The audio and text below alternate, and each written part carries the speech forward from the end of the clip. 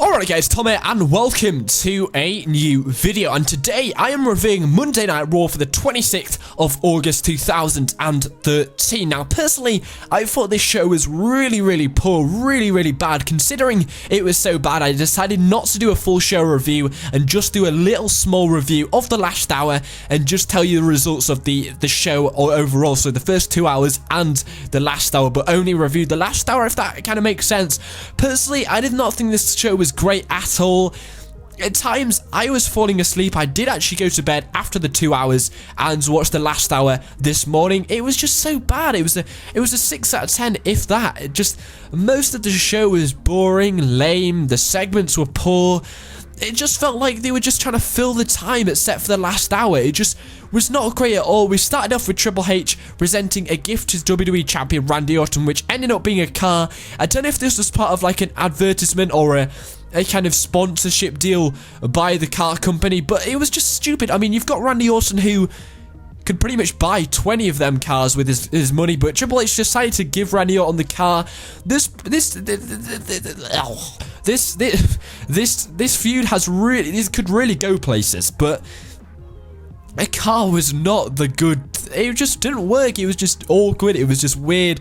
It just didn't make it for a good segment. I don't understand why they decided to use a car in the segment, except for the fact they could maybe be part of a sponsorship deal or something like that. But honestly, this promo was pointless because it was literally a carbon copy of what we saw last week about how Randy Orton is the perfect sports entertainer, how he is pretty like me. And then Daniel Bryan came out to a kind of a toned down pop of what he's been getting recently. I mean, the crowd were kind of happy. Crowd were kind of happy that he came out, but the promo itself was boring. It started Monday Night Raw off with the Shield out there. It's nice to see they're going to be getting a main event push thanks to the departure of John Cena for the next 4 to 6 months. So just like the team of Dean Ambrose, Roman Reigns and Seth Rollins are going to get a push. Both them and Daniel Bryan are going to come out on top of this feud in the future. But the promo itself was a waste of time, really. It was like they're trying to fill the time pretty much the whole show, but for this, it just didn't work. It was just pretty much a carbon copy of what they'd done last week. So the actual thing that they did here really didn't work. It was boring. I wasn't listening except when the cool music came on for the car. It just was nothing. It didn't mean anything. It didn't do anything apart from kind of materialize a better segment later on in the show between Daniel Bryan, which is kind of funny, but at the end of the day, it's pretty much what they'd already said. I mean, the next match, Cody Rhodes defeated Fandango. I'm pretty sure Fandango got distracted by The Miz coming out in dance attire and distracting Fandango, and Cody Rhodes picking up the victory. It looks like they're setting up a Fandango and Miz feud. They still think the Miz is a draw. He's not.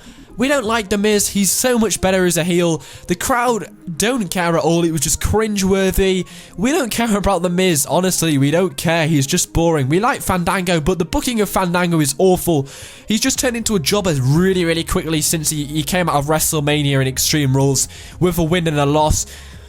What are they doing with Fandango? I mean, they're giving The Miz a slight push. It looks like they're going to set up a feud between Fandango and Miz and bring it on to Night of Champions between a main event, sorry, not a main event, a kickoff show on Night of Champions. What are they doing there? But that's what they're doing. So that, I think that ended up in a brawl. Yet again, not memorable because it was just, I can't remember anything because it was just not good. It wasn't funny. It wasn't entertaining. It was just literally to fill time. So this match ended with a Cody win. That pretty much guarantees Sandow's going to win whenever it actually matters. And then they decided to, Brad Mannix set up a match between Cody Rhodes and The Miz, defeating Damien Sandow and Fandango in a tag match. It meant nothing. It literally meant nothing. It was just pointless. Maybe they're going to set up a second match between Cody Rhodes and Damien Sandow and then have a match between The Miz and Fandango, but these two people, all these 4 guys don't have a championship, so it's probably not going to be on the Night of Champions pay-per-view. Yet again, they were filling time.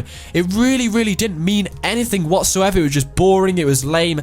Now, the first really good segment or match was Paul Heyman and CM Punk and Curtis Axel. So Curtis Axel took on CM Punk, and thanks to a WWE app vote, if Curtis Axel lost, Paul Heyman would have to take on CM Punk, and of course CM Punk did win. But yet again, they did that thing where Paul Heyman is booked in a match and they never have a match. It's just really annoying. I just want to see Paul Heyman just lock horns with somebody in a match, but they never do it.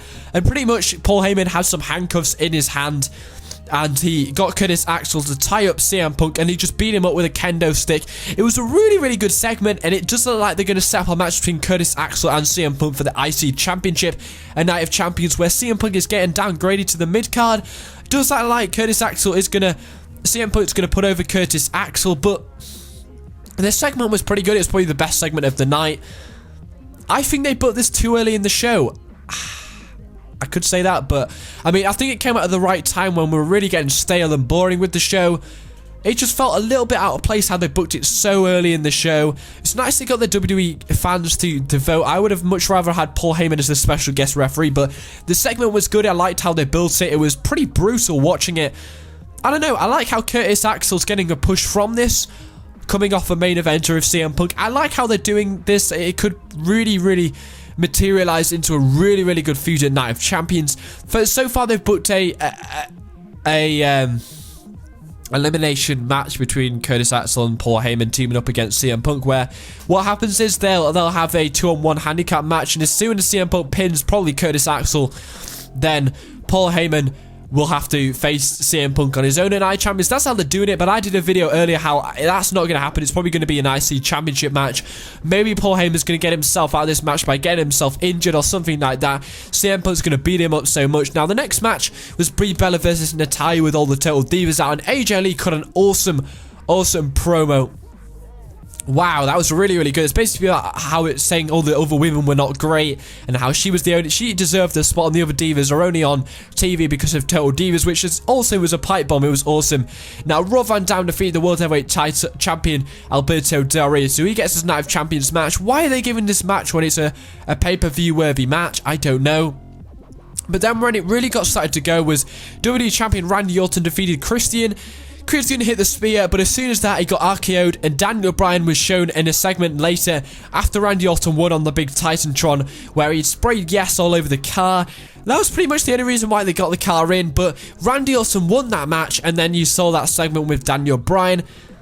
It was kind of funny, but at the end of the day, you knew Randy Orton was going to win. He won with the traditional RKO. The fans were cheering, which made the segment really awkward. The match awkward, really. Just didn't make it believable at all. It was just a boring match. The match went on way too long. Sorry, it wasn't a boring match, but it went on way too long. The match quality was pretty good, but it just went on way too long, which is kind of poor. The next match, Titus O'Neil defeated Jack Swagger. No surprise there. The real Americans turned into jobbers, but Titus O'Neil obviously going to pick up the victory. They came out to a pretty good segment. Pretty good reaction, really. Oh, we're losing words. This Raw was terrible. It was so bad. The next match or bit was gauntlet match. Roman Reigns, Dean Ambrose, Seth Rollins were scheduled for a gauntlet match. You got Seth Rollins put on a decent match against Daniel Bryan. It wasn't as good as I thought it would be.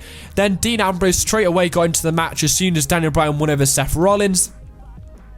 He got Dean Ambrose locked up into a no-lock, and then Roman Reigns got in the ring and stopped the match. So Daniel Bryan did technically win that match, but during the match, they got all of the WWE Universe to come out, and if any of them complained at the Shield, they would get fired. It was a pretty good segment. I actually quite liked it. I'm really, really liking how they're going with this. I was really intrigued in the actual segment. Apart from the whole show, this is the only thing I was really intrigued about, as well as the CM Punk segment. This was actually pretty good. I liked how they got everybody out, and Big Show is kind of taking a main role of the face here, trying to stick up, but not really stick up for Daniel Bryan. It was pretty good. You had Triple H and Randy Orton out there. After the match, Randy Orton pretty much RKO'd Daniel Bryan. The segment was good. The segment was pretty good, I'll give you that, but an authoritative figure needs to step in for Daniel Bryan, or this feud's going to get boring really, really quickly. So for me, I think it was rumoured that Paul Heyman or Shane McMahon was going to come in and help Daniel Bryan in this feud. I don't know where Stephanie McMahon or Vince McMahon were here. It would have been better if they were here as well. It doesn't look like Triple H is taking the main role for this segment. Sorry, feud. God, I keep saying that, but I don't know. I didn't think Monday Night Raw tonight, guys, was any good whatsoever. I give it a 6 out of 10 to sit this last segment, which I thought was kind of good. Apart from that, I thought it was really, really poor. So thanks for watching. Take care, spike your hair. 6 out of 10 for Monday Night Raw. I thought it was really, really poor. I've just lost so much motivation for doing WWE videos at the moment, because this Raw was just so bad. It was just awful. So this last segment where it was nice to see the Shield getting a main event push, but apart from that, the actual show was just so bad. I went to sleep. It was just so bad. Thanks for watching. Take care, spike your hair.